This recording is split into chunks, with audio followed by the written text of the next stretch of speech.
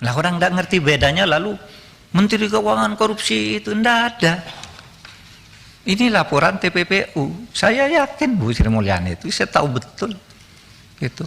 Sampai dia nangis di televisi, diwawancarai Rossi, diwawancarai Andino ya, nangis. Saya tahu dia hatinya hancur. Dia bilang akan saya perbaiki ini anu. Ya saya tambah datanya. Kok alun tuh begitu? Kok mulanya 56 jadi 500? Sesudah dihitung itu, saya minta coba kasihkan saya lagi semuanya, agregatnya. Nah itulah yang saya kirim ke Bu Sri Mulyani. Jadi tidak benar kalau Bu Sri Mulyani baru menerima tanggal sekian. Enggak, nanti saya kasihkan pada saudara, ada daftarnya.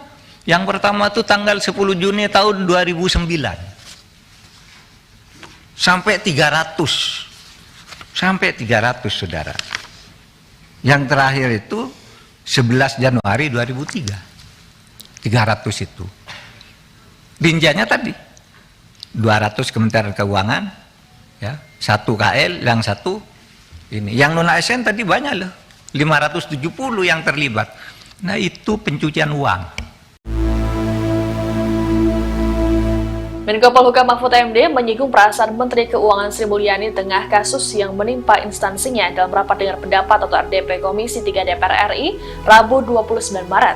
Mahfud menilai perasaan Sri Mulyani saat ini hancur karena ikut dituding melakukan korupsi. Waktu itu Mahfud pun menyatakan siap membantu Sri Mulyani untuk menyelesaikan kasus transaksi janggal tersebut.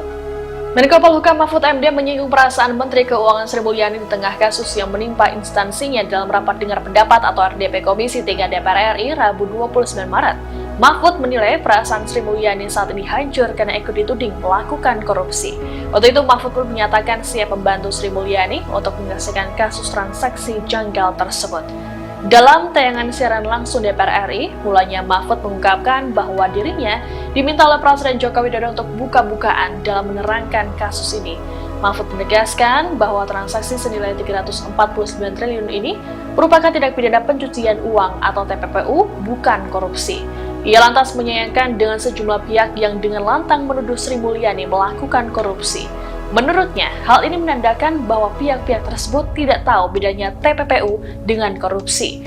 Mahfud menyatakan bahwa dirinya tahu betul bahwa Sri Mulyani merupakan sosok berintegritas. Ia kemudian menyinggung sikap Sri Mulyani yang sempat menangis saat diwawancarai oleh stasiun televisi.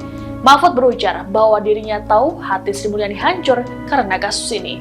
Dikatakan olehnya bahwa Sri Mulyani merupakan sahabatnya yang sangat baik, bahkan disebutnya sebagai menteri terbaik dalam kabinet pemerintahan Presiden Jokowi.